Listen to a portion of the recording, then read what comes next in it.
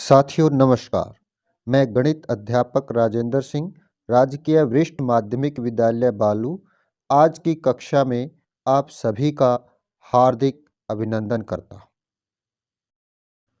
अभी तक हम पिछली कक्षाओं में क्या क्या सीख चुके हैं।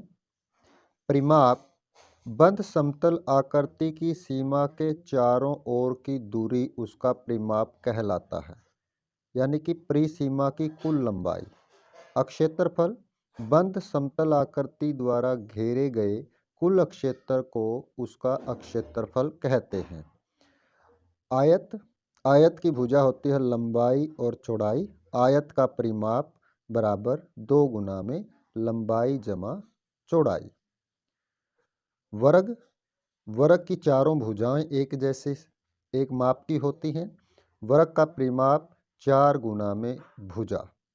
वृत्त की परिधि बराबर 2 पाई r, जहां r त्रिज्या। आयत का क्षेत्रफल लंबाई गुना चौड़ाई। वर्ग का क्षेत्रफल बराबर भुजा गुना भुजा। वृत्त का क्षेत्रफल पाई r स्क्वायर।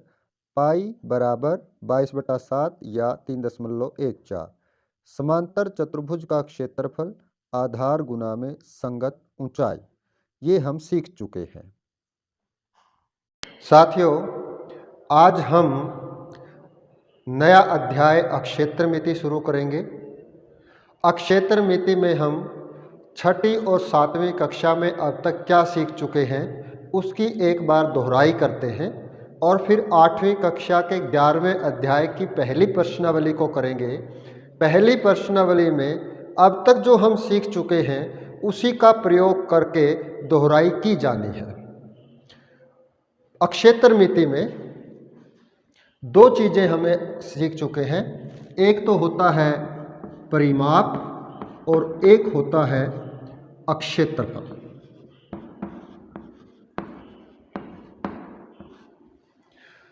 परिमाप क्या होता है? किसी भी बंद आकृति के चारों ओर का माप परिमाप कहलाता है। जैसे ये एक आयत है, ये कोई और बहुभुज है। इन दोनों आकृतियों में इसका परिमाप, यदि हम इसको यहाँ से मापना शुरू करें, फिर यहाँ तक, फिर यहाँ तक और फिर यहाँ तक, चारों ओर का माप, उसे कहेंगे परिमाप। ठीक यहाँ पर भी इसकी जो बाउंड्री है, जो परिसीमा है, परिसीमा की कुल लंबाई, परिसीमा की कुल लंबाई कहलाता है परिमाप। अक्षेत्रफल, इस आकृति ने कितना स्थान घेर लिया है, घेरे गए स्थान का कुल माप, वो कहलाता है अक्षेत्रफल। जैसे मैं ये हाथ रखूं तो हाथ के नीचे जितनी जगह ढक ली गई है वो इस हाथ का क्षेत्रफल है, और इसके चारों ओर का यदि माप है तो वो है परिमाप। अभी तक कक्षा 6 में हम परिमाप को सीख चुके हैं, अक्षेत्रफल को सीख चुके हैं। आयत के परिमाप को हमने सीखा। आयत के परिमाप का सूत्र हमने सीखा। आयत के परिमाप का सूत्र होता है 2 गुना में लंबाई जमा चौड़ाई। वर्ग भी एक विशिष्ट प्रकार का आयत है, इसलिए वर्ग का भी जो क्षेत्रफल होगा वहाँ पर 2 गुना में लंबाई जमा चौड़ाई, लेकिन वर्ग में लंबाई और चौड़ाई दोनों एक जैसी होती हैं, तो वहाँ पर भुजा जमा भुजा बराबर 2 गुना में 2 भुजा, यानी कि 4 गुना में भुजा। आयत का क्षेत्रफल हमने सीखा लंबाई गुना चौड़ाई। वर्ग का क्षेत्रफल भुजा गुना भुजा। अब हम 7वीं कक्षा में हमने वृत्त सीखा, और वृत्त में हमने परिमाप की जगह परिधि शब्द का प्रयोग किया। जहाँ वक्र कोई आकृति है उसके चारों ओर का माप हम निकालेंगे तो उसको हम परिधि कहेंगे, और जहाँ बहुभुज है उस बहुभुज के चारों ओर के माप को हम परिमाप कहेंगे। हम देख लेते हैं, अभी तक हम आयत, वर्ग, त्रिभुज और वृत्त के बारे में जान चुके हैं। आयत का परिमाप, अक्षेत्रफल। आयत का परिमाप होगा 2 गुणा में लंबाई जमा चौड़ाई। वर्ग का परिमाप 4 गुना में ए। ए क्या है? वर्ग की भुजा। त्रिभुज का परिमाप भुजाओं के मापों का योग।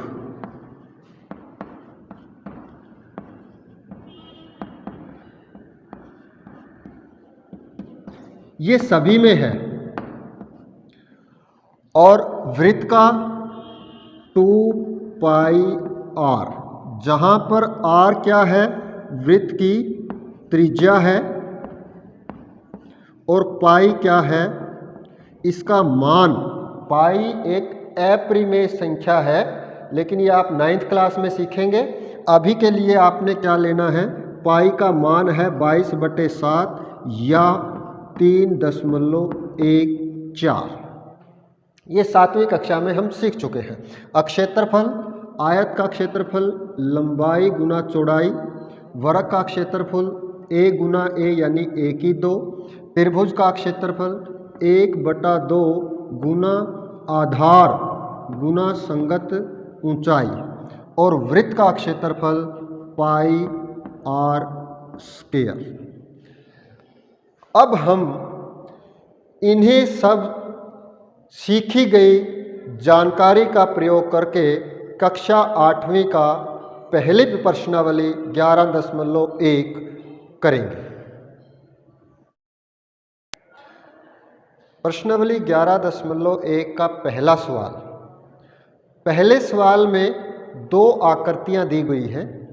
ए आकृति में एक वर्ग दिया गया है जिसकी भुजा 60 मीटर है, और बी आकृति में एक आयत दिया गया है जिसकी लंबाई 80 मीटर है। हमने ये बताना है कि इनमें से किस आकृति का क्षेत्रफल अधिक है। एक शर्त और दी गई है कि इन दोनों का परिमाप बराबर है। अब हम उस परिमाप का प्रयोग कैसे करेंगे? हमने ज्ञात क्या करना है? ज्ञात करना है कि किस आकृति का क्षेत्रफल अधिक है। यदि हम वर्ग की बात करें तो वर्ग का क्षेत्रफल आएगा भुजा गुना भुजा, ए गुना ए, या एस गुना एस, साइड इंटू साइड भी कह सकते हैं आप। तो यहाँ हमारे पास 60 गुना 60 है, लेकिन ये जो आयत है, इस आयत का क्षेत्रफल आएगा लंबाई गुना चौड़ाई। हमारे पास लंबाई तो है 80 मीटर, लेकिन चौड़ाई नहीं है। इसका मतलब क्या है कि यदि हमने इन दोनों के क्षेत्रफलों को ज्ञात करना है तो हमें इसकी चौड़ाई भी चाहिए। वो चौड़ाई कैसे हम ज्ञात कर पाएंगे? पिछली कक्षाओं में सीखे हुए अनुभव से हम इसकी चौड़ाई ज्ञात करेंगे। पहले आकृति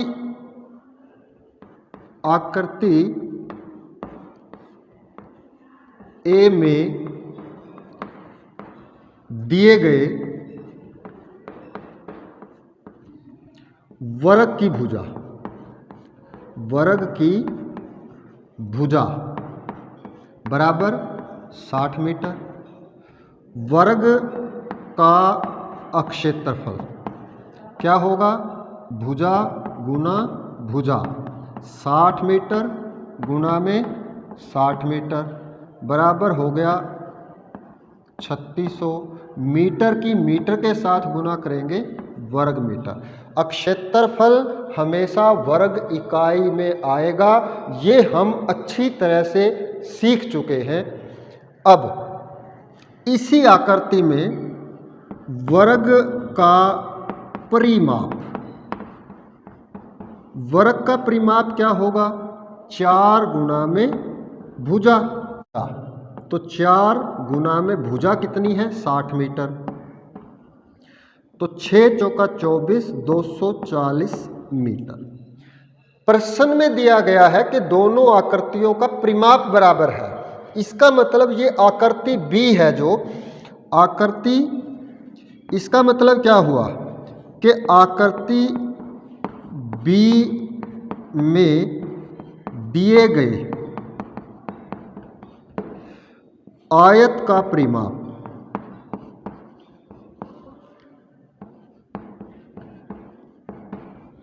ये कितना हो गया? 240 मीटर। क्यों हुआ ऐसा? क्योंकि दिया गया है कि इन दोनों का परिमाप बराबर है। इसका परिमाप हमने ज्ञात कर लिया, 240 मीटर आया, तो दूसरे का भी परिमाप रहेगा 240 मीटर। अब इस आयत की लंबाई क्या है? आयत की लंबाई ये है 80 मीटर। तो आयत की चौड़ाई हमने निकालनी है।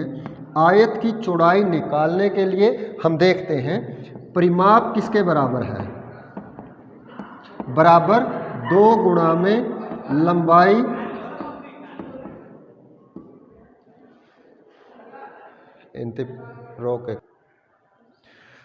परिमाप होता है 2 गुणा में लंबाई जमा चौड़ाई। तो ये दुगना है किसका? लंबाई जमा चौड़ाई का। तो लंबाई जमा चौड़ाई किसके बराबर रह जाएगी? परिमाप का आधा, परिमाप का आधा। तो चौड़ाई किसके बराबर रह जाएगी? चौड़ाई। तो हम लिखेंगे परिमाप का आधा और उस आधे में से इस लंबाई को घटा दें। तो यहाँ चौड़ाई जो रहेगी वो क्या रहेगी? परिमाप बटे 2 घटा में आयत की लंबाई। अब परिमाप कितना है? 240 मीटर बटे में 2 घटा में 80। 2 से काटेंगे तो 120। तो 120 मीटर माइनस के 80 मीटर बराबर रहेगा 40 मीटर। आयत का हमारे पास अब लंबाई भी है और चौड़ाई भी है। क्षेत्रफल क्या होगा? लंबाई गुना में चौड़ाई। लंबाई हमारे पास पहले से दी गई है 80 मीटर और चौड़ाई हमने ज्ञात कर ली कितनी? 40 मीटर। तो गुना में 40। तो ये आपका हो जाएगा 0, 2 और 8 चौका 32 वर्ग मीटर। तो आयत का जो क्षेत्रफल हमारे पास आया वो आया 3200 वर्ग मीटर और वर्ग का क्षेत्रफल हमारे पास आया 3600 वर्ग मीटर। तो हम कह सकते हैं कि दी गई दोनों आकृतियों में से वर्गाकार आकृति का क्षेत्रफल अधिक है। दूसरा सवाल, श्रीमती कौशिक के पास एक प्लॉट है जिसकी प्रत्येक भुजा 25 मीटर की है, यानी कि 25 मीटर का एक वर्गाकार प्लॉट है। उस प्लॉट में वो एक कमरा बनाना चाहती है और कमरा आयताकार है और कमरा इस तरह से बनाया जाता है कि इसके दोनों तरफ की जो भुजाएं हैं चारों ओर इसमें जगह रहेगी। इस कमरे की चौड़ाई 15 मीटर है और लंबाई 20 मीटर है। उसके बाद क्या कहता है प्रश्न? प्रश्न कहता है कि इस कमरा बनने के बाद जो बाकी की ये जगह रह गई है इस पे श्रीमती कौशिक एक गार्डन बनाना चाहती है, बगीचा बनाना चाहती है और उस बगीचे को बनाने की, उसमें पौधे लगवाने की, घास लगवाने की जो खर्च है वो 55 रुपये प्रति वर्ग मीटर है। तो आपने उसका खर्च निकालना है। सबसे पहले हम क्या करेंगे? पूरे भूखंड का क्षेत्रफल निकाल देंगे। हम लिखेंगे वर्गाकार प्लॉट की भुजा कितनी आएगी? 25 मीटर। वर्गाकार प्लॉट का क्षेत्रफल, हमें पता है वर्ग का क्षेत्रफल क्या होता है? भुजा गुना भुजा, एक ही दो, यानी कि 25 गुना में 25 वर्ग मीटर, ये आ गया 625 वर्ग मीटर। इसमें जो कमरा बनाया गया है, आयताकार कमरे की चौड़ाई और आयताकार कमरे की लंबाई दी हुई है। तो बनाए गए जो प्लॉट में बनाए गए आयताकार है ये मकान की लंबाई कितनी है? 20 मीटर। चौड़ाई कितनी है? 15 मीटर। क्षेत्रफल कितना है? लंबाई गुना में चौड़ाई, 20 मीटर गुना में 15 मीटर, 15 दूनी 30, 300 वर्ग मीटर। अब ये हो गया हमारे पास 300 वर्ग मीटर, ये सारा हो गया 625 वर्ग मीटर। तो शेष भाग का क्षेत्रफल क्या करेंगे? प्लॉट के क्षेत्रफल में से प्लॉट का क्षेत्रफल, उसमें से घटा देंगे मकान का क्षेत्रफल। तो प्लॉट का कितना है? 625 वर्ग मीटर। प्लॉट का कितना है? 300 वर्ग मीटर। तो कितना आ जाएगा? 325 वर्ग मीटर।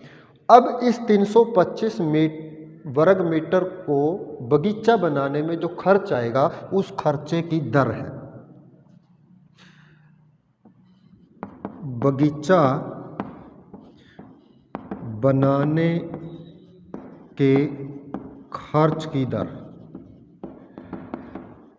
55 रुपये प्रति वर्ग मीटर। तो कुल खर्च कितना हो जाएगा? 325 गुना में 55। कुल खर्च के लिए हम क्षेत्रफल और दर की गुणा कर देंगे। ये लगभग हो जाएगा 17,875, और ये क्या है? रुपए में है, तो ये रुपए का इसमें सिंबल साइन लगा दें। उम्मीद करते हैं आज की कक्षा आपको अच्छे से समझ आई होगी। आपके लिए गृह कार्य के रूप में अभ्यास के लिए स्क्रीन पर प्रश्न दिए गए हैं। इन्हीं प्रश्नों को आप हल करके अभ्यास करेंगे और इस कक्षा का ज़्यादा से ज़्यादा लाभ उठाएंगे। आप सभी का बहुत बहुत धन्यवाद। नमस्कार।